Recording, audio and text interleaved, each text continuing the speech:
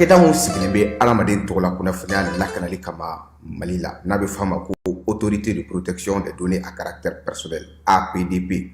U kɛlen don ka wulikajɔ in laɲini ye jumɛn ye? Ka ɲɛfɔli kɛ, ka fɛsɛfɛsɛli kɛ ani ka sugubakɔnɔmɔgɔw dɛmɛ ka formalité déclarative ka se ka o musaka sara ka sɔrɔ wuli ka bɔ u sigiyɔrɔ la. Formalité déclarative bɛ se ka ta vidéo surveillance kan, a bɛ se ka ta gestion clientèle kan, a bɛ se ka ta gestion de la paix kan, o n'a ɲɔgɔnna caman. Missionnaire ninnu u labɛnnen don APDP gilet la ka APDP bati d'u ma ka tila ka ordre de mission officiel dilan ka d'u ma. Formalité déclarative ninnu a musaka bɛɛ lajɛlen bɛ se ka sara trésor fɛ. Trésor pays ye falandɛrɛ dayɛlɛlen jamana ɲɛmaaw fɛ walasa jamana kɔnɔdenw bɛ se ka redevance bɛɛ lajɛlen sara ka sɔrɔ u ma wuli ka bɔ u sigiyɔrɔ la. Trésor pays bɛ labaara i ka téléphone ou bien ordinateur fɛ. O musaka ninnu saralen a jagoyalen don APDP agent kan u ka reçu d'i ma, reçu min sanfɛ i b'a ye i ye musaka min bɔ i y'a bɔ kun min na. QR code dɔ b'a la i bɛ se k'o scanner walasa ka a sɛbɛntiya k'a fɔ k'i ka sarali ɲɛna. APDP b'a da jamana kɔnɔdenw tulo kan k'u ka agent minnu bɛ terrain kan u labɛnnen don ni gilet ye ka tila ka APDP badge d'u ma ani APDP ordre de mission officiel.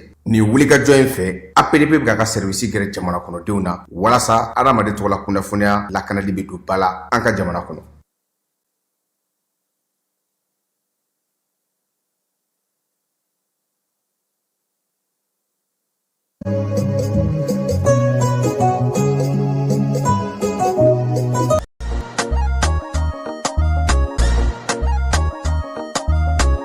Aw bisimila hôtel Lafiya la. N'i ko hôtel Lafiya wulikajɔw bolodalen don walasa aw bɛ se ka lafiya sɔrɔ cogo min na ani hakilisigi aw ka séjour la anw fɛ Mopti yan. Kɛrɛnkɛrɛnnenya la Mopti Sevare ka kɛ ni kurantigɛtigɛ ye min ye hôtel Lafiya Sevare ale ye wulikajɔw boloda ka se ka min ye awa fɛɛrɛ kɛrɛnkɛrɛnnen dɔw ta walasa aw bɛ se ka lafiya sɔrɔ cogo min na aw ka séjour la hôtel kɔnɔna na n'o ye ka panneau solaire installer min ye kurantigɛtigɛ o degun aw kana o ye séjour la l'hôtel yɛrɛ kɔnɔna na. Réservation ka kɛ kabi sisan min b'a to aw bɛ se k'aw ka séjour kɛ k'a sɔrɔ tɔɔrɔ tɛ aw kan degun tɛ aw kan hôtel Lafiya. Hôtel Lafiya ale filɛ ni Sevare Bangetaba yanni ka se aéroport sirafara ma station laban i kiniboloya fan fɛ i bi jigin o carré fɛ mètre 200 bɔɲango. Hôtel Lafiya ale cokolen bɛ i kiniboloya fan fɛ i bɛ se ka weleli kɛ nɛgɛjuru siraw fɛ 21 42 14 11 76 01 01 98 66 78 72 04. Hôtel Lafiya référence do.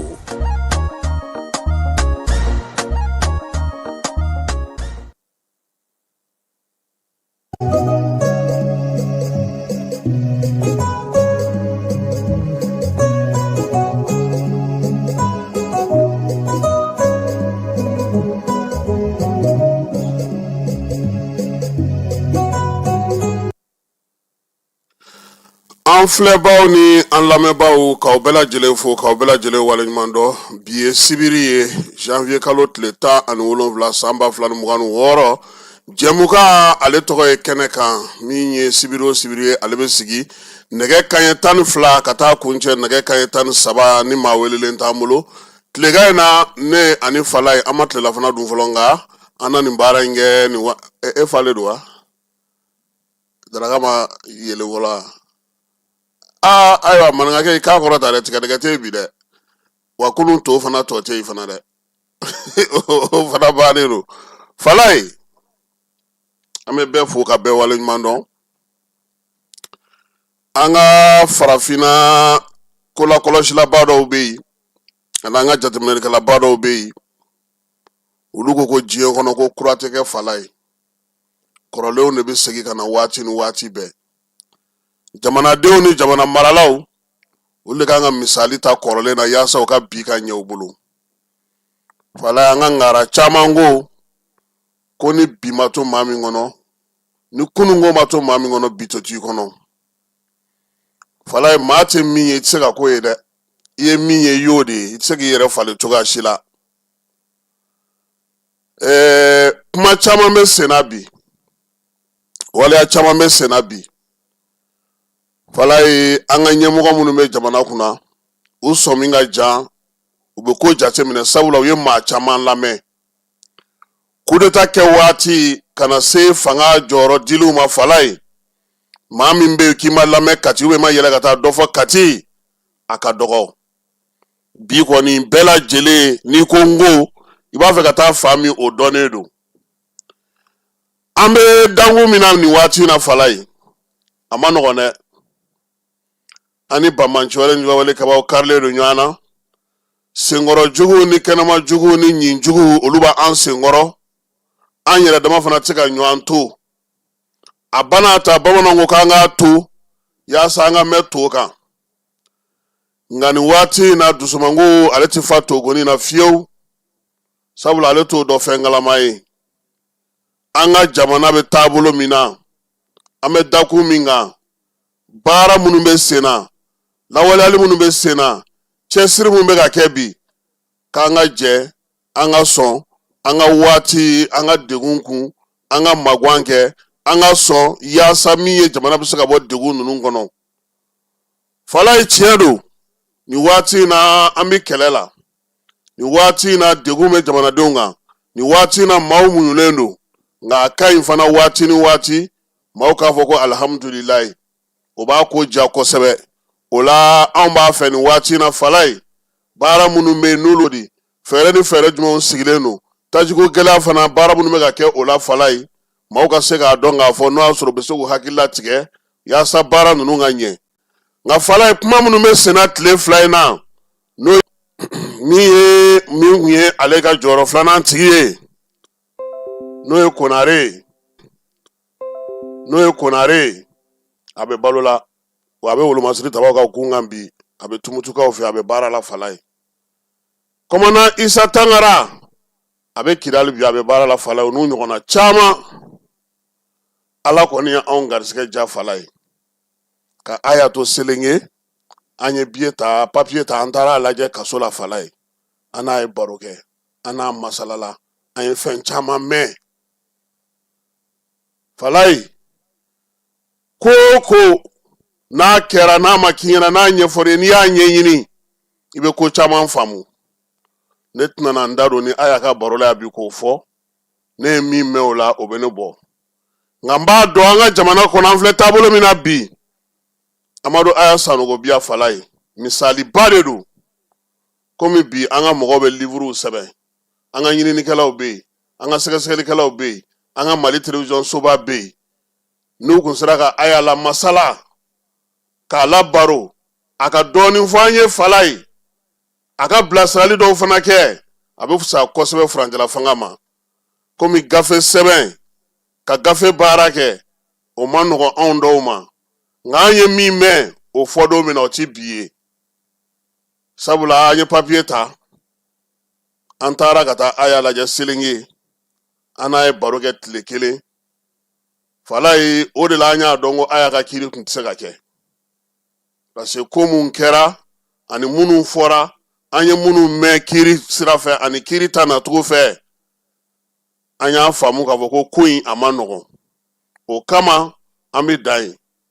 Amadu Aya Sanogo kɔni ka mara kɛcogo waati min na k'o tun b'a bolo o ye misaliba ye bi Jenerali Asimi a n'a tɔw bolo fala ye. An bɛ dan yen yɔrɔ la. Nin ye an donkan ye tilegan in na bɛɛ lajɛlen ka se k'a dɔn k'a faamuya k'a fɔ jamana mara kura tɛ yen. Tɔw ye fili min kɛ i bɛ bɔ o de kunna ka se ka taa ɲɛ fala ye. Degun min y'u sɔrɔ fɛn min ma ɲɛ u bolo o ma ɲɛ kun jumɛnw na u dimanaw bɛ yen u baarakɛɲɔgɔnw bɛ yen u jɛɲɔgɔnw bɛ yen kuma tɛ bi maa bɛɛ lajɛlen labɛnnen don ka furancɛ fanga dɛmɛ yaasa a bɛ se ka ɲɛ cogo min. N b'a fɔ anw minnu ta ye pilasi ɲini yɛrɛ fala o kana gɛrɛ anw na dɛ ni y'anw wele an b'a fɔ k'an bɛ taa vɛsi san sini sɔgɔma sugunikura la k'an ko k'an bari dɛ o kana anw wele dɛ. Anw n'i ko anw ma n ko ka ban dɔrɔn o y'anw ɔnzɔn fini ɔnzɔn tu ye. Donc an b'a ɲini u ɲɛmaaw fɛ nin waati in na u ka t'u jɔyɔrɔ. U ye baara in daminɛ cogo min u ka t'o gun kan. Maa ka tɛntɛnkɛli mali maa ka sɔrɔŋani dali maa ka laɲini ni a yɛrɛ ye jɛkulu ka laɲini yiriw yɛrɛ ye maaw ka wuli ka jɔw u ka nin bɛɛ to yen. N ye fɛn fila min fɔ n bɛ segin a ka fala ye. U kana sɔn maa si k'u nɛgɛn k'u don diinɛko kɛlɛ la. U kana sɔn maa si k'u nɛgɛn a ka kabila tɔgɔ la k'u don siyako kɛlɛ la ka mɔgɔ fisa ni mɔgɔ ye. U k'u jija u y'a daminɛ cogo min ka t'o sira kan. Maliyɛnw sigilen don u tulo b'an bɛɛ la u ɲɛ b'an bɛɛ la bɛɛ kɔnɔ fɛrɛ tigɛlen don i kɔfɛ fala ye. jamana in mara k'a daminɛ Modibo Keyita la ka na se Asimi ma ni maa min y'i sigi k'a lajɛ n'i ye maakɔrɔw lamɛn i bɛ tɔmɔta caman sɔrɔ a la caman bɛ girin la fanga nɔfɛ ko tɛ dɛ hali ni Asimi taara u bɛ girin fanga wɛrɛ nɔfɛ o de ka ca anw fɛ yan baarakɛla de ka dɔgɔ mankutu tiɲɛna mɔgɔ tɔgɔ tiɲɛna jɔyɔrɔ kama nafolo kama hɛrɛ kama u yɛrɛ kelen ye o mɔgɔ de ka ca fanga nɔfɛ anw fɛ yan tuma bɛɛ sɛbɛkɛlaw baarakɛlaw minnu b'a ɲɛdɔn olu bɛ kɛ dɛnkɛrɛfɛ ye wa hali n'o maa kelen ko k'u bɛ wuli k'u kun wuli fala ye tɔgɔ tiɲɛ bɛ taga karisa non lui là il est mauvais hein ala k'an sɔn hakili ɲuman na tilegan in na an bɛ taa anw ka wolomasiri tabaw ka daga kɔnɔna fala ye ni ala sɔnna a ma sinikɛnɛ sinikɛnɛ yɛrɛ tɛ o araba de don tarata de don tarata nata o bɛ janvier kalo tile 20 ma an ka wolomasiri tabaw o bɛna kɛ u ka san 60 ale ni 5 sɔrɔli ye fala ye défilé a bɛna kɛ jeudi kɔnɔna na base la labɛnw bɛ sen na min ye jeudi min yɛrɛ n'o ye régiment 34 ye général de division Umaru Baru Jara taara ɲɛda cɛdenw kan ye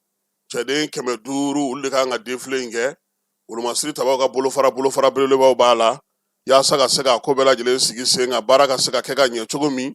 ye Baru ale taara ko lajɛ n'ala sɔnna a ma bi n'i ma fili fiyewu Sadio Kamara ale yɛrɛ ministre kan ka taga ko tɔ bɛɛ lajɛlen lajɛ yanni défilé don cɛ sabula tarata nata in o de ye 20 janvier n'i ma fili fala i ka sɛbɛnw b'i bolo dɛ o tɛ tarata ko polisiso Mbarika Kamara nin kalo in tile 10 ale n'a ka cɛdenw y'u bolo da siganama 5 ka fala ye k'olu tɛ dɔwɛrɛ kɛ koyi maa ka Jakarta maa tunu ni sera n'a ye olu ma k'a feere u ma dɔrɔn u b'a ni minɛnw bɛɛ lajɛlen bɔ a la k'a bayɛlɛmantaw k'a d'i ma k'i ka taa n'a ye u tora o de la Sabalibugukaw maaw y'a ye k'a fɔ Jakarta suɲɛ bɛ ka dadigiw la fala ye n'i y'a ye i ka wulufinman don a finman de yirali la dɛ Jakarta fɛn fɛn suɲɛna u bɛ taa di nin kamalen ninnu ma u b'a bayɛlɛma aw yɛrɛ ka kuma ko fasadi u bɛ fasadi sama ka bɔ a la kuma nalen fɔ Mbarika ye a n'a ka cɛdenw a y'a ka brigade maaw bila u ka wulikajɔ kɛ sabula welewelekan cayara maa caman bɛ yen bi olu ye mobili motow san fala ye u bɔyɔrɔ dɔn dɛ o la sa min ye brigade maaw ye n'o ye Sabalibugu polisiso brigade maaw ye u wulila ka taa min ye baarakɛyɔrɔ dɔ la moto dilanyɔrɔ u ye siganama damadɔ sɔrɔ o kɛnɛ kan ye maa fɔlɔ o ye SS ye u b'ale wele ko MAS ale ni NS u b'ale wele ko Chopa ninnu maa fila olu na kɛ ko in duloma ye moto dɔw yer'u bolo moto minnu bɔyɔrɔ dɔn dɛ nka nin duloma fila minɛnen brigade de recherche maaw fɛ Sabalibugukaw fɛ yen u y'u dɛndɛ ka na n'u ye ka na ɲininkali busamisɛn kɔ u la kɛrɛnkɛrɛnnenya la sa min ye SS n'u b'a wele ko Masi ale si bɛ san 23 la NS n'o ye Chopa ye ale ye san 20 ye MS o ye san 23 ye YS ale ye san 20 ye ZD san 21 ninnu bɛɛ lajɛlen u minɛna ko n'u ye maaw ka moto sɔrɔ dɔrɔn ils ont changé moto 5 fala ye u minɛ waati o de yera u bolo a bɛɛ lajɛlen ye Jakarta ye min ye Masi ye ale ɲininkala polisilakaw fɛ ko tuma na ni moto minnu filɛ nin aw bolo nin ye ninnu bɔra mini a ko tiɲɛ na ko ale yɛrɛ t'a bɔyɔrɔ dɔn dɛ a bɛna d'ale ma de k'ale ka fasadi yɛlɛma maa min bɛna d'ale ma ko o ye Chopa ye Chopa u taara u ka so fala ye u y'a sɔrɔ o fɛ yen fana kataba 4 don sɛgɛsɛgɛlikɛlaw donnen u y'a ye k'a fɔ ko Chopa kɔni ale ma kuma bila dagirinda la koyi ale y'i jɔ a sɔn kɔrɔ sabula moto dɔ fana taara ye ale fana ka so nka tɛmɛ u bɛɛ lajɛlen kan sa moto bɛ feere ni minɛn minnu ye n'o o ye eresiw ye o taara y'a bolo a yɛrɛ ka tampɔn fana dilannen bɛ a bolo min ye kase ye o b'a bolo moto feere sɛbɛnw olu caman b'a bolo ɲininkali busamisɛnw gɔyannen a fɛ sa a ka sɔrɔ ka tiɲɛ yɛrɛ fɔ wolomasiri tabaw ye u bɛ jɛ ka baara in kɛ cogo min fala o de filɛ nin ye maa bɛ yen n'o b'u ka kulu kɔnɔ n'i ye wali moto ta ka na n'a ye i b'a di olu ma u b'a fasɛdi yɛlɛma ka sɔrɔ k'a bila sugu la k'a feere an ka wulu jɛman tununa o y'a ni y'a jɛmanama ye dɛ fala u ye nin tora nin de la f'u taara tabali ta o tigi de filɛ nin sa ka wuli ka t'i ta da bɔgɔ jeninen kan barika ko a ka cɛ dɔw ma ko birikadi ka jigi kare kɔnɔnaw la fala ye sɛgɛsɛgɛli kɛra ka taa sɔrɔ atelier belebele de bɛ ninnu bolo moto o moto ni maaw y'a suɲɛ ka na n'a ye u b'a fasadi yɛlɛma n'u y'a yɛlɛma u bɛ taa feere wa min ye coba in ye ale sen bɛ ŋununu dɔw fana na ani bingali dɔw la Sabalibugukaw fɛ yen o sɛgɛsɛgɛliw bɛɛ lajɛlen n'o ɲininkali tɔw bɛɛ lajɛlen sa a na t'o jaabi tribunalakaw fɛ yen maa 5 bɛɛ lajɛlen min ye Barika Kamara ye ale ye papiye d'aw kan n'o ye Sabalibugu commissaire ye k'u ka taa Yusu ko ne ka cɛ don ko baara ko a ɲɛna min ye ministre Dawudi ye ko k'a fɔ k'a waleɲuman dɔn nin kɛnɛ in na Sabalibugu polisiso ɲɛmaaba n'o ye Barika ye a ko a b'a ɲini jamanadenw fɛ fɛn o fɛn bɛ yen n'o ye siganako ye u ka marabolo kɔnɔna na ka wuli ka se u ma min y'a ka cɛdenw ye k'olu fana fo baara ale kɛcogo ɲuman na sabula nin waati in na moto suɲɛ a k'u ɲɔɲɛlen nka fala ye ne kun bolo n ko taji ti sɔrɔ n ko bɛ dɔ bɔ moto suɲɛ na wala a tɛ foyi bɔ a la moto suɲɛ na yɛrɛ tɛ fɛ moto ka wuli a k'a kan kari dɔrɔn ka taa n'a ye banna sɛgɛnnafiɲɛbɔ o tile yera nin waati in na gendarmelakaw fɛ yen fala ye min ye sanyɛlɛmaw ye o b'a yira sa k'a fɔ maa minnu ye baara kɛ olu bɛ t'u sɛgɛnnafiɲɛ bɔ gendarmelakaw fɛ yen maa 24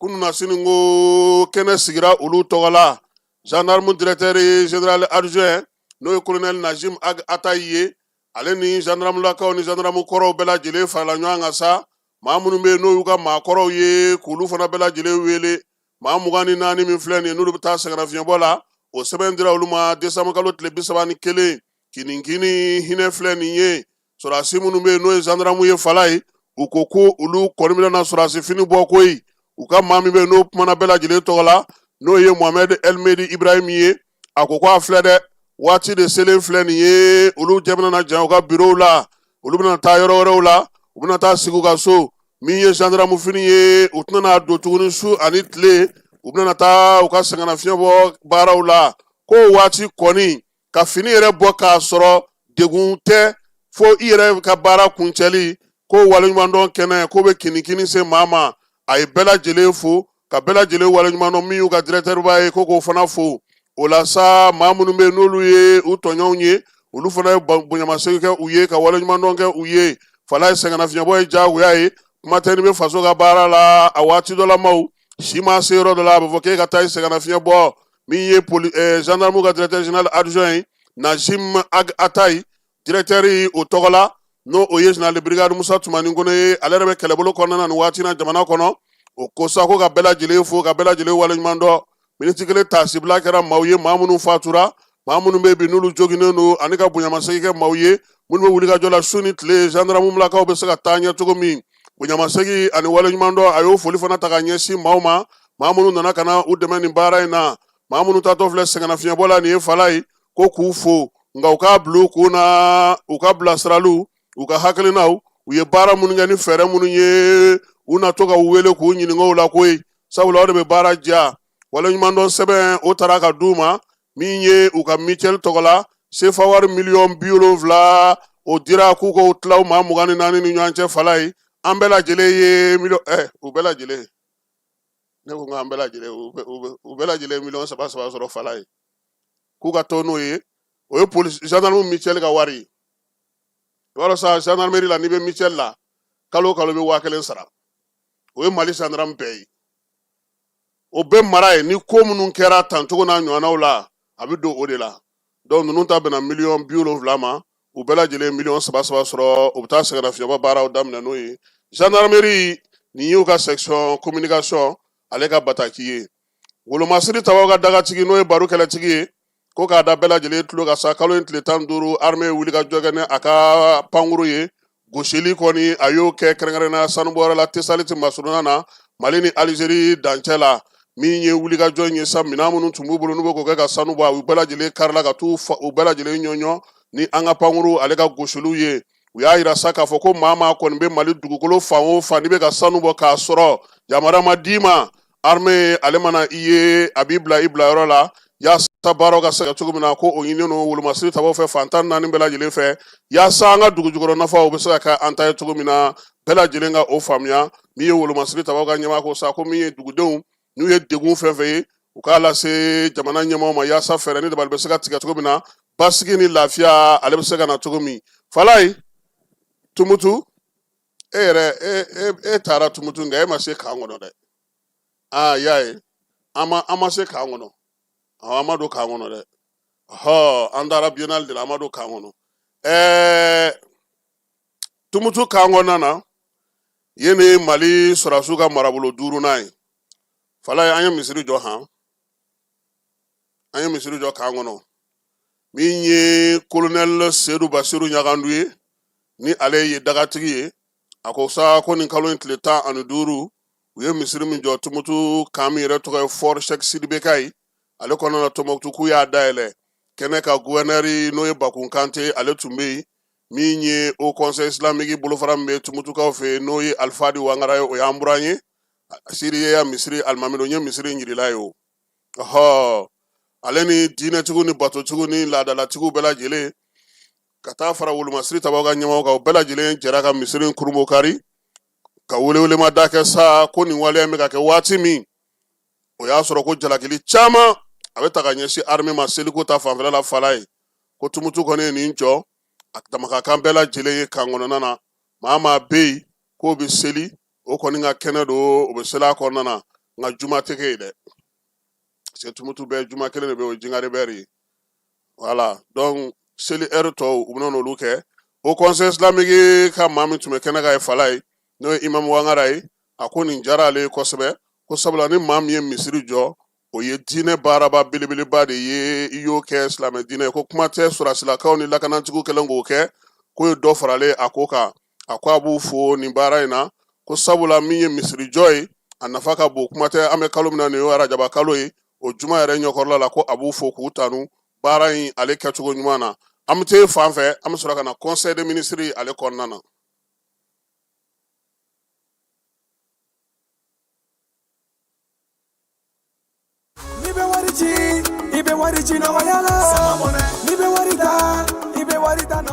Sama mɔnɛ bi maliyɛnw jɔrɔna ko n'u hamina ko dɔn o de la sama mɔnɛ ma fɛn fara a ka wari cili musakaw kan wa a ka nɔgɔn ni Mali wari ci siraw bɛɛ ye a ma da aw ma dɛ sama mɔnɛ bi dɔ fara aw de kunna wari kan ni wari bonisi ye awɔ ni wari bonisi ye kɔni aw ka sanni kɛ ni sama mɔnɛ application ye aw bɛ wari sɔrɔ aw ka compte bonisi la ka daminɛ crédit la abonnement télé fo ka taa se courant ni ji sarali ma aw bɛ bonisi sɔrɔ nin bɛɛ la n'a ka bonisi buguna dɔrɔn aw bɛ se k'a yɛlɛma aw ka sama mɔnɛ compte la ka sanni wɛrɛ kɛ n'a ye walima ka taa wari jɛ bɔ an ka lasigiden dɔ fɛ yen aw ye mɔnɛ bɔ aw yɛrɛ la a k'a si filɛ sisan ni sama mɔnɛ application téléchargeli ye Play Store walima App Store kan ka sɔrɔ k'aw tɔgɔ sɛbɛn ni sama mɔnɛ ye aw de kunna wari bɛ augmenter sama mɔnɛ i yɛrɛ ta awɔ i yɛrɛ ta ni i yɛrɛ ta ye lajɛlen ma aw minnu b'a fɛ ka voyager k'a sɔrɔ a ma degun sɔrɔ a ka voyage kɔnɔna na compagnie de transport Somatra u y'a kanu kana ni kari kura caman ye kari minnu dilanna norme kɔnɔna na aw ka lafiya kama a suspension wo a climatisation a siège wo n'i ye kari jɔlen ye foyi tɛ jigin kɔnɔ i bɛ se ka don a kɔnɔna na cogo min na Somatra e ka kari Somatra ne ka kari Somatra anw ka kari o hukumu kɔnɔna na kari ninnu bɛ sira ta don ko don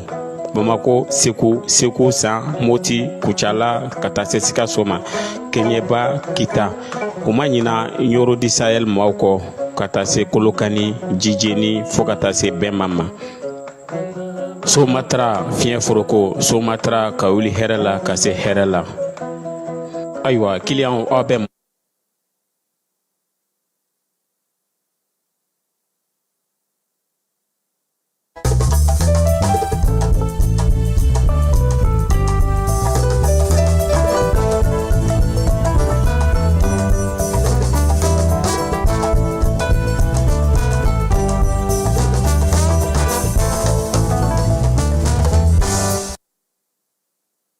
Falaye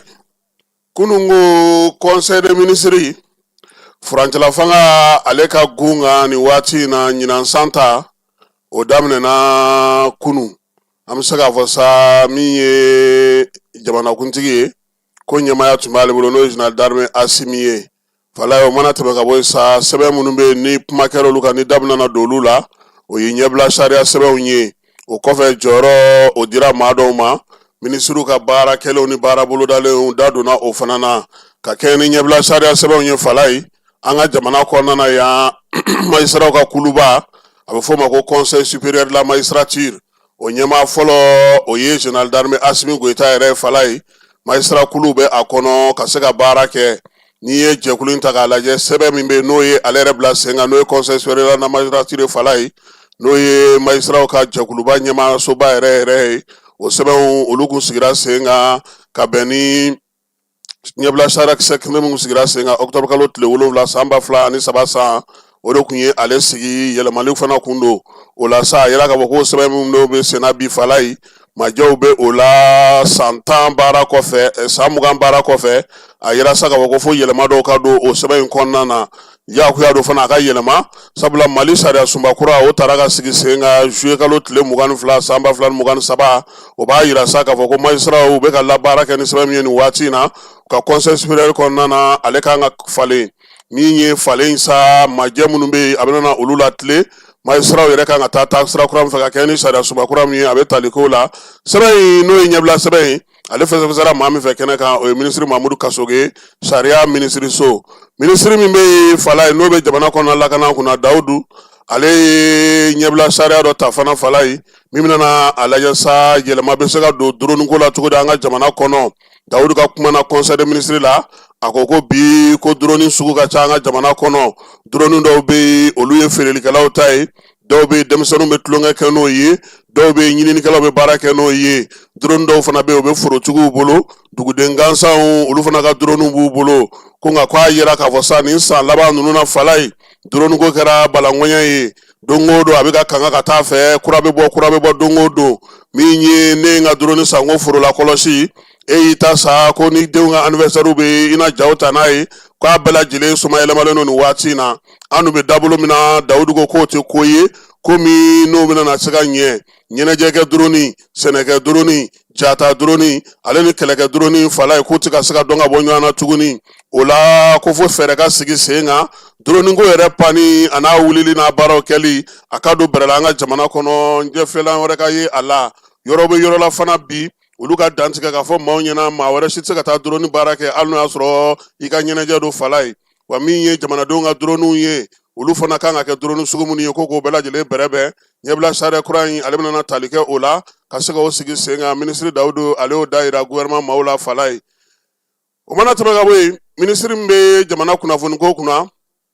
ale fana ye ɲɛbila sariya dɔ ta sa ɲɛbila sariya in kɛrɛnkɛrɛnnenya la nka a bɛ tali kɛ kosɛbɛ minisiriso in ale ni mara kama bɔli minisiriso fala ye ka ɲɛsin cyber sécurité ma bɔlɔlɔ sanfɛla la an bɛ baara fɛn fɛn kɛ jamana kɔnɔ ka se ka lakana bɛ se ka kɛ cogo min jamana yɛrɛ fɛɛrɛ belebeleba min sigi o la n'o ye plan d'action ye min b'a daminɛ san 2026 ka taa bila san 2030 la o lakodɔnni sɛbɛnw o sigira sen kan kabini décembre kalo tile 3 san 2025 kunnafonidi kun kɛra conseil des ministres la k'a yira sa k'a fɔ ko min ye cyber sécurité nationale ye a n'a bolomafaraw n'a baarakɛcogo sa san 2026 ka taa se san 2030 ma o ɲɛfɔra bɛɛ lajɛlen ye k'a don bɛrɛ la ka se ka baara kɛ n'a ye a kan ka taa sira minnu fɛ gouvernement ale y'o dantigɛli kɛra o la ka se k'o bɛɛ lajɛlen jira bɛɛ lajɛlen na ɲɛbila sariya in ni ala sɔnna a ma a fana na tɛmɛ wasabulon kɔnɔna na yaasa baara ka se ka kɛ ni a ye don nataw olu kɔnɔna na fala ye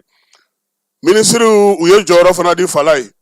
minisiri mun bɛ yen n'o bɛ jamana ni jamana cɛ sira ɲɛnabɔ ko kunna an ka conseil consulaire min bɛ Alizerikaw fɛ yen o kɛra Salifu Ba ye ale ye sɔrɔ Yakubaya Ba ye sɛnɛko minisiriso min ye office du Niger PDG kura ye o kɛra Abdoulaye Diané ale ye sariya dɔnna ye o kɔfɛ sa minisiriw yɛrɛ ka baara bolodalenw kɔnɔna na sa minisiri min sigilen don malidenw bɛ kɔ kan ale ye ɲɛfɔli kɛ musaka min bɔra ka di kɔsa in na n'o ye sefa wari miliyɔn 200 ye a ko sa ko maliden minnu bɛ kɔ kan olu ka nin wulikajɔ ni nin cɛsiri n'o sera ka sefa wari miliyɔn 200 di ka tɛmɛ u ka au conseil de malien l'extérieur fɛ ko y'a to maa caman y'i sen don ko in na fɛɛrɛ min sigilen filɛ nin yaasa ka se ka to sen kan minisiri ko ka hakili jagabɔ kɛ sa yaasa a bɛ se ka kɛ ko sinsinnen cogo min nafolo wɛrɛw olu bɛ se ka don cogo min na ka jamana ale mago ɲɛ minisiri min bɛ jago ko ale kunna an ka jamana kɔnɔ ani usine ko ale fana ye conseil minisiri ladɔnniya sa k'a jira k'a fɔ ko min ye jɛɛrɛ belebeleba UEMOA tɔgɔ la o tun bɛ ka kɛ kɛrɛnkɛrɛnnenya la décembre kalo tile 29 san 2025 Cotonoukaw fɛ yen jɛɛrɛ 4nan in sa ale ye fɛɛrɛw caman sigi sen kan yaasa jɛkulu in kɔnɔna na baara bɛ se ka kɛ cogo min na san nataw kɔnɔna na min ye bolodi ɲɔgɔnmaw ye ani kuntilennaw bɛ se ka kɛ kelen cogo min na fɛɛrɛ ko ni sanni ko ta nasira fɛ musakaw olu bɛrɛ bɛn ni ko ta nasira fɛ ale ni mara kɛcogo ɲuman k'u y'o kumaw kɛ salon ni salon na siniko baara minnu kɛra u y'o kimɛli baaraw kɛ min ye sankuraw la sa sɔngɔko ale ni sɔngɔjigiko ni fɛɛrɛko sigili sen kan jɛkulu jamana segin kɔnɔna na k'u y'u da don o fana na fɛɛrɛ min fana bɛna sigi sen kan sa k'a daminɛ san 2026 ka taa se san 2030 ma kɛrɛnkɛrɛnnenya la an fanfɛ bolo fɛ sa yiriwali banki min bɛna sigi u y'u da don o la ko min ye ko kuncɛli ye tali kɛ min na sa baara minnu kɛra salongo san laban kalo 3 laban kɔnɔna na banki in yɛrɛ fɛ sa n'o ye tali kɛ mɔgɔw ka sɔrɔko la u y'o kimɛli baara fana kɛ minisiri min bɛ kɛnɛya adamadenya tɔbɔtɔli o kɔnɔna na sa ale ye conseil minisiri ladɔnniya k'a jira sa k'a fɔ ko bana min kɔni b'an fɛ yan ko nin waati in na k'a ɲɛma jɔlen don min ye fɛn ma fara kɔrɔlenw kan min ye a ko kɔni ba sigilen don jamanakuntigi ale ko k'an ka hakili to an yɛrɛ la tangalaw an k'olu matarafa yaasa an bɛ se ka kisi banaw ma cogo min na k'an kɛnɛman to kunungo n'o tun ye Bamako janvier kalo tile 16 san 2026 secrétaire général du gouvernement Birama Kulibali chevalier de l'ordre national.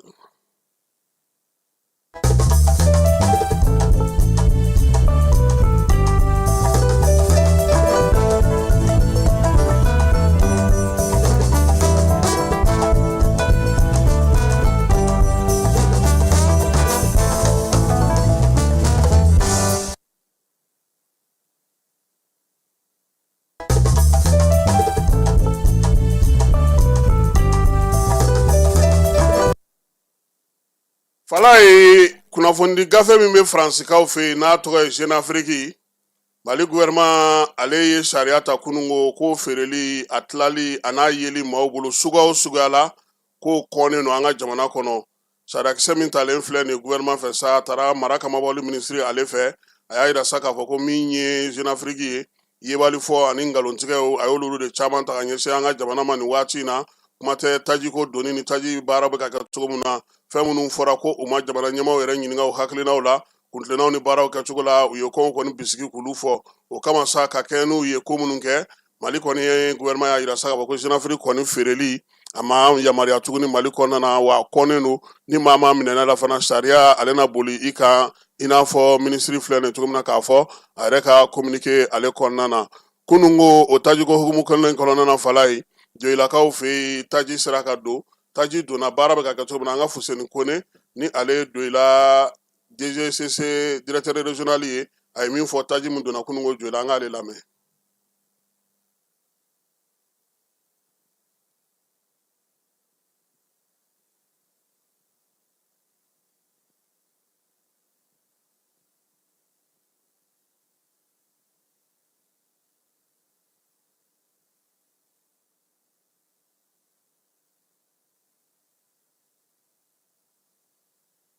An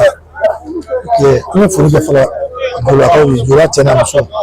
ani gouverneur n'a ka jama ainsi que les forces de sécurité et de défense ani aw journalistes les hommes de médias sariya kɛ min sɔrɔla bi gouvernement sera ka mun bila an ka bolo kan an bɛ se k'a fɔ citerne den 8 nana Joyila région kɔnɔna la Fana CMDT olu ye 3 sɔrɔ gasoil la Joyila CMDT olu ye 2 sɔrɔ citerne tɔ 3 essence ye 2 ye ani gasoil 1 o nana Sotaraka la donc n'Ala ye sini yira an na parce que u nana sa u bɛna débuté n'Ala ye sini yira an na feere bɛna daminɛ ni feere fɛnɛ daminɛna feere bɛ kɛ hukumu dɔ de kɔnɔna la hukumu fɔlɔfɔlɔ ye jumɛn gouvernement ka arrêté interministériel yɛrɛ bɛ k'a yira mɔgɔw la k'a fɔ essence ani gasoil tɛ feere bitɔn na a tɛ feere ba a tɛ feere fɛn wɛrɛ si la ni station tɛ ni pompe tɛ n'a ma ɲɛ a bɛ kɛ de façon exceptionnelle autorisation bɛ ka di mɔgɔw ma la u bɛ n'u présenté n'o ye u bɛ signer directeur commerce fɛ ka na station na a bɛ se ka d'u ma o la a bɛ se ka kɛ gasoil la parce que an b'a ye groupe énergétique mɔgɔw ka so ani CFI daw la minnu caman ye gasoil ye donc o la a bɛ di olu ma o hukumu kɔnɔna la hukumu filanan ye jumɛn ye o ye population yɛrɛ ye an b'a ɲini population fɛ mɔgɔ ka a ko kɛ ni hakili ye dɔɔni parce que ni ko jumɛnna ka na mɔgɔw ka na ye komi n'a sɔrɔ ni nin y'a laban ye an bɛ dugawu kɛ nin y'a daminɛ ye a bɛ continuer essence b'a feere prix fɔlen na essence ye 775 ye gasoil ye 725 ye bɛɛ b'a sɔrɔ mɔgɔw ka na ka ɲɔgɔn bonya ni aramu ni forosiviti ye dispositif bila en place bɛɛ k'o bonya ka na jɔ baara ka se ka kɛ a ka kɛ sutura kɔnɔ a kɛ bonya kɔnɔ walasa an bɛɛ ka se ka lafiya n'o tɛ mɔgɔ ni fɛnɛ nana sɔrɔ an b'o fɛnɛ fɔ mɔgɔw ye ka na k'i profiter k'i bɛ nin profiter ani bitɔn ye k'a k'a kɔnɔ n'a kɛra ni mun minɛna la tu vas répondre devant le tribunal o bɛɛ an b'o fɔ k'o diya bɛɛ ma tintigiya ko tora fɛn dɔ la mɔgɔ si kana profiter fɛn min don a nana ka se ka population ka souffrance alléger au moins 6 mois depuis le mois de septembre du mois d'octobre carburant ma se an ma yan ni tɛ en citerne donc mun mana na sa an ka jɛ an k'o minɛ ka ɲɛ baara ka kɛ bɛɛ k'i bolo di ɲɔgɔn ma a ka kɛ n'a ɲuman tɛmɛna i b'a ye waati wɛrɛ an bɛna dɔ wɛrɛ sɔrɔ donc pour bɛɛ bɛ lafiya an b'a ɲini population bɛɛ fo ka bɛɛ waleɲuman dɔn parce que mɔgɔw muɲuna ka sabali mankan ma kɛ foyi ma kɛ donc an b'a tile ɲini fɛ toujours ka continuer ye n'ala sɔnna ma dɔw bɛna sira fɛ ka na dɛ an bɛ dugawu kɛ mɔgɔw ye merci voilà an bɛ foli kɛ yɛrɛ merci. Fala ye an bɛ taa Buguni biennale la Buguni an bɛɛ dan u ye Segu jɔyɔrɔ ta sabula Motikanw fɛ an de tun ye bɛɛ dan nɔ Buguni kun kɛra filanan ye sisan Buguni kɛra fɔlɔ ye u segilen ka taa sa gouverneur n'o ye wele Usmanu wele ale ye général de brigade a ye wele bila bɛɛ ma sa ko mɔgɔw ka na baara min kɛra Moti Tumutukaw fɛ yen biennale la Buguni ye jɔyɔrɔ min sɔrɔ a y'o ɲɛfɔ a y'a yira sa k'a fɔ ko min kɔni ye marabolo 15nan o de ye Buguni ye min ye a sera ka jɔyɔrɔ fɔlɔ sɔrɔ zen Tumutu biennale la biennale kuncɛtɔ fana jɔnjɔn dɔ taara ka di Buguni ma k'a ka san 2027 biennale labɛn o baaraw kan ka kɛ cogo min ye Usmanu wele ye a ko ko ni Ala sɔnna a ma don nataw la biennale mascotte u bɛna ka na o di n'u nana n'o ye ka n'o di biennale maɲɔgɔnlaw minnu fana bɛ yen u b'olu fana di k'o b'a yira sa ko Buguni kɔni yamaruyala a ka biennale baaraw daminɛ nka yan'o cɛ sa a ye foli ni tanu kɛ ka ɲɛsin maa maa yera biennale la Tumutukaw fɛ yen k'u fo Tumutu maakɔrɔw dugutigiw kabilatigiw maa maa bɛ yen k'o tun bɛ Tumutukaw fɛ yen gouverneur ko k'u y'u bonya fo ka se a dan na ko min ye Tumutu biennale ye ko maa yɛrɛ tɛ se k'a fɔ i bɛ fan min ta ka fan min to ko nka ko biennale ɲɛ yɛrɛ kosɛbɛ k'a ye k'a fɔ k'a daminɛ fo ka taa ban maa ma jogi maa ma nɛni maa ma foyi ko bɔra Tumutukaw yɛrɛ yɔrɔ wolomasiri tabaw ko k'olu fana fɔ k'u waleɲuman dɔn sabula 100 saradala fala ye ko wolomasiri tabaw ye maa 70 de ta ka taa n'a ye ka segin ni u ye dunanw b'o la ni maa wɛrɛw b'o la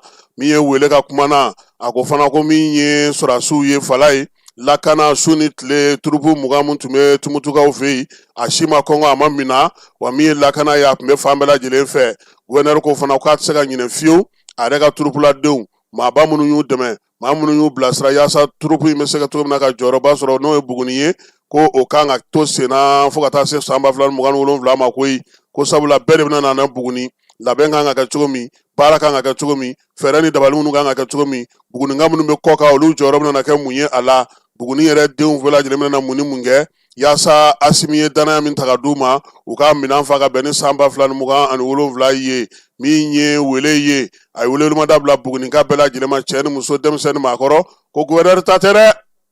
ko Buguninkaw de ta don a bɛ ɲɛ cogo o cogo n'i bɛ yɔrɔ o yɔrɔ général de brigade Usmanu wele ko k'i ka na i ka n'i sigi kɛrɛfɛ i ka n'i ka hakilina ɲuman di baara ka se ka kɛ n'o ye fala Buguni kɔni o ma se girinka jɔ la an bɛ to ka taa ka na ka na si Bamakɔ ka taa lajɛ yɛrɛ o tɛ de nge ka ko de bɛ taa e y'a fɔ gouverneur k'i bɛ taa fɛn min bɛna na ɲɛnajɛba kɛ ka bɛɛ bisimila ka taa kupu in jira an bɛ k'o labɛn kɛ o i b'a la ko n'a sɔrɔ ko an bɛ se ka pan ka mana avion tɛ yen dɛ Buguni kɔni i b'i labɛn ka sira de ta dɛ avion tɛ yen n'Ala sɔnna a ma Buguninka an b'u fɔ an b'a fɔ maaw ɲɛna fana n'Ala sɔnna a ma k'a daminɛ ntɛnɛn nata la biennale région an ye minnu ka ja ɲumanw ta an bɛna olu fana yirali daminɛ an ka taali kana kɛ an taara ye n'Ala sɔnna a ma k'a daminɛ ntɛnɛn nata la région an bɛn'u bɔ a nun fɛ kelen kelen n'a min ka fɔli duman min sɔrɔ n'a ye min ka dɔnsen min sɔrɔ fala y'a bɛɛ lajɛlen labɛn ka ban région 20 min ye 19 ni Bamakɔ ye a bɛɛ lajɛlen labɛnnen don an bolo ka ban an bɛ foli k'o la fala ye farikolo ɲɛnajɛ kɛnɛ Sénégalikaw bɛ k'u bolo fila dɔw kun ka kule dɛ k'u ma entraînement kɛyɔrɔ sɔrɔ o ye kelen ye u ka joueurs kun kan ka taa jigin hôtel min na o kuma cayara wa min ye k'u ka taa entraînement kɛ ndulati yɛrɛ kan ka kɛ yɔrɔ min na n'o ye finali ye arabakaw fɛ yen u ko k'olu tɛ se ka taa entraînement kɛ ko sabula n'u y'o kɛ u ni maa min bɛ ɲɔgɔn na k'o b'u ye o waati kelen fala ye min ye Sénégalikaw ye u ko ko in gɛlɛyara olu bolo koyi u nali lakanako maa minnu kan ka mobili minnu fɛn minnu kan ka bila u ka sira kan k'a si tɛ ka ye kabi wɔlɔfɔw bɛ k'a fɔ u da duguma ka na f'u ka télévision so la k'a sɛbɛn u ka fanw fɛ fo sisan u ye bɛɛ wele ko maaw ka ɲɛ u ma de koyi ko n'o tɛ ko nin tɛ final labɛn cogo ye dɛ donc an bɛ dugawu kɛ nin ye finali min ye fala ye Sénégali lolo kelen de b'ale ka dileki kan Maroc fana lolo kelen de fana b'ale fana ka dileki kan nka Maroc ka lolo ta waati min na dɛ an bɛna tila k'an da don a la kuma kɔnɔ fala o kɔfɛ Sénégalikaw n'u ka komisɛn ti ban u ka jateminɛw senfɛ u ko k'olu ta ye kubu ye koyi ko sigana yɛrɛ ta a la san 2002 coupe du monde o min tanna ni Sénégal tun b'o kɛnɛ ka fala ye Mali Sénégal ka dege karamɔgɔ kɔrɔ n'o ye Aliou Cissé ko kalamani 6 de tun b'o kan na o tɛ de Aliou ale ma coupe ta n'u ye a ma coupe d'Afrique ta n'u ye ko kalamani 6 de tun b'o kan na wa coupe d'Afrique finale tanna février kalo tile 6 san 2022 k'o ti gansan ye Zeyi Pape Thiaw ale fana tun bɛ o coupe du monde kɛnɛ ka fala ye kalamani 18 de tun b'ale kan na sini ye finali ye janvier kalo tile 18 wɔlɔfɔw n'u ka ko don u ka jateminɛw fala k'o ti kɛ gansan dɛ k'o kɔrɔ ko kupu y'olu ta ye ko olu bɛ min dɔn Sénégal y'a Marocains y'a kɛ cogo o cogo n'a y'u jɔ k'olu yɛlɛ k'u fili sanfɛ olu ta ye kupu ye wa olu labɛnnen don u bɛna feere kɛ yaasa ka se ka lolo filanan k'o sɔrɔ k'o sigi min ye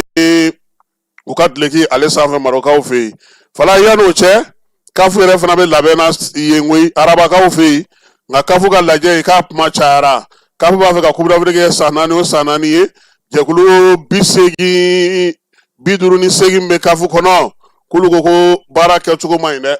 ko kafu bɛ ka min kɛ nin ye ko ɲɛnawoloma don bɛɛ ka bɛn a kan ka jɛn n'a ye ka mɔgɔw ta k'o de ɲɔgɔn tɛ ko ka fisa ka na mɔgɔw suru maaw kan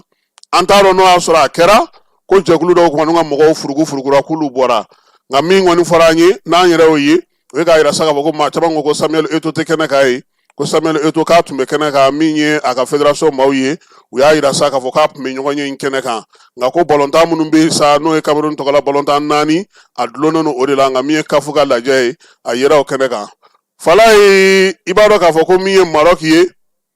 a bɛ nin bɛɛ la ta ale ye coupe d'Afrique ta siɲɛ 1 de han Maroc ka coupe d'Afrique tali siɲɛ 1 fana coupe d'Afrique tɛmɛna sira caman de fɛ fala ye tarikuw la n'i ye a mɔmɔ k'a jateminɛ i bɛna n'a ye k'a fɔ ko Maroc ye coupe d'Afrique ta san min a kɛra san 1976 san fala ye coupe d'Afrique tanna Éthiopikaw fɛ yen min ye équipe 4 o de tun bɛ yen u bɛɛ lajɛlen tun bɛ poule 1 de kɔnɔ équipe 4 c'est comme ça n'a ye mɔgɔ bila u ka match de poule ta o ɲɔgɔnna de don min ye ko in yɛrɛ ɲɛbila balontan na n'o ye premier tour ye équipe 8 de tun bɛ a kɔnɔna na o équipe 8 olu tun tilara groupe 2 ni ɲɔgɔn cɛ équipe 4 o ka sɔrɔ ka bɔ yen sa o ka sɔrɔ ka ɲɔgɔn sɔrɔ min ye équipe 4 min tara sa n'olu taara kɛ poule laban ye o kɛra Maroc Guinée Nigeria ani Egypte olu de ɲɔgɔn sɔrɔ a ko kuncɛli hukumu kɔnɔna na o la sa équipe 4 fala ye u bɛɛ lajɛlen ye ndulata 3 kɛ sabula u bɛɛ lajɛlen bɛ bɛn 1 o de la sa Maroc ye se sɔrɔ coupe d'Afrique ta ko 10 in na k'a ka coupe n'a ka lolo 1 sɔrɔ Maroc ni maa min tun bɛnna sa n'o o ye finale yɛrɛ kun tɛ n'o match n'a kun kan ka to Maroc ka se ka gagner o tun ye Guinée ye nka fala ye ko Guinée fana tun ka ɲi dɛ o Guinée k'olu tun bɛ se ballontan na dɛ nka min ye Maroc ye ani La Guinée ka ballontan in o de kɔni jijara kosɛbɛ Guinée ye bi don fo ka taa se ndolati kuncɛyɔrɔ la tuma min Maroc nana ka na ji bɔ 1-1 nka o tun t'a to ko Maroc ka kɛ champion ye dɛ sabula n'i y'a jateminɛ Maroc ka bi donna 86e minute de la u ka Ahmed Baba Marcouch ale de ye o don ni tiri belebeleba ye k'a kɛ 1-1 ye Lionel Atlas olu ka sɔrɔ ka se ka jɔyɔrɔ sɔrɔ wa olu fana ko sigilen don sa ka match tɔ kelen dɔ in Nigeria ni Egypte k'o jaabi kɔnɔ c'est comme anw ka si nka o bɛɛ la Maroc ye kuru 5 sɔrɔ coupe dira ale ma Guinée kɛra 2nan ye Nigeria kɛra 3nan ye Egypte kɛra 4nan ye o coupe d'Afrique in fala ye maa min bɛ yen n'o tɔgɔ kɔni kɛra bɛɛ da o ye Ahmed Farasi ye ale yɛrɛ ye ballon d'or sɔrɔ san 1975 san maa min fana a kɛra a jɔyɔrɔba bonyana kosɛbɛ Maroc ka équipe kɔnɔna na o coupe d'Afrique in senfɛ min ye maaba caman ye ndolatila caman belebele olu tun bɛ ko in kɛnɛ kan n'o y'a sɔrɔ Maroc kɛra fɔlɔ ye min ye Guinéenw ye olu fana ka équipe fana tun bɛ fala ye o fana ni tɔn belebele ndolatala belebele de tun bɛ o fana kɔnɔna na kɛrɛnkɛrɛnnenya la min ye Cherif Suleiman ninnu ye ani Petit Soriw olu fana tun bɛ jouer ko Brésilien fala ye k'olu de ni Maroc kɔni guwana ɲɔgɔn na kosɛbɛ wa min ye nin ko in ye ko Maroc kabini a ye coupe ta o san fo sisan a ma coupe wɛrɛ sɔrɔ dɛ a bɛ k'a ka dolo 2nan de ɲini sini ani Senegal bɛ ɲɔgɔn sɔrɔ an bɛ dugawu kɛ sa anw kɔni ne kɔni ye wɔlɔfɔ ye dɛ ne y'a f'i ye k'a b'a mɛnna i bɛ Maroc la tuguni yan ayiwa nin bɛ tilegan in na taa bɔ dɛ nka Ala sɔnna a ma an na ɲɔgɔn sɔrɔ yan sini jeu concours an b'o lancer ni maa minnu sera ka jaabi sɔrɔ maa bɛ jaabi ɲuman 2 casque 2 bɛ ka d'olu ma fala ye n'Ala sɔnna a ma sini yɛrɛ an na casque minnu ye casque sɔrɔ an n'u jaw yira mɔgɔw la pour que u ka se k'a ye k'a dɔn k'a fɔ ko casque walima ja dɔ b'i bolo de voilà donc an bɛ jaw yira sini ni Ala sɔnna a ma ka tila ka jeu kura k'o lancer final ale ka bi ye match fitinin o tɛ yan coupe fitinin ye bi ye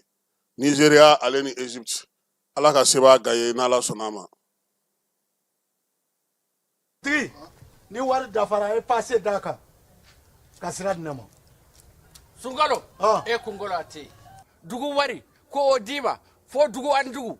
An ka ɲɔgɔn dɛmɛ ka binŋɛnikɛlaw ni maafalaw ni walijugu tigilamaw kɛlɛ a y'anw dɛmɛ an k'aw dɛmɛ ka binŋɛnikɛlaw ni maafalaw ni walijugu tigilamaw kɛlɛ n'a ye kunnafoni sɔrɔ binŋɛnikɛlaw ni maafalaw ni walijugu tigilamaw kan a ye nɛgɛjuru ci dɛmɛso la nɛgɛjuru sira fɛ wari tɛ sara min na 80 0 11 20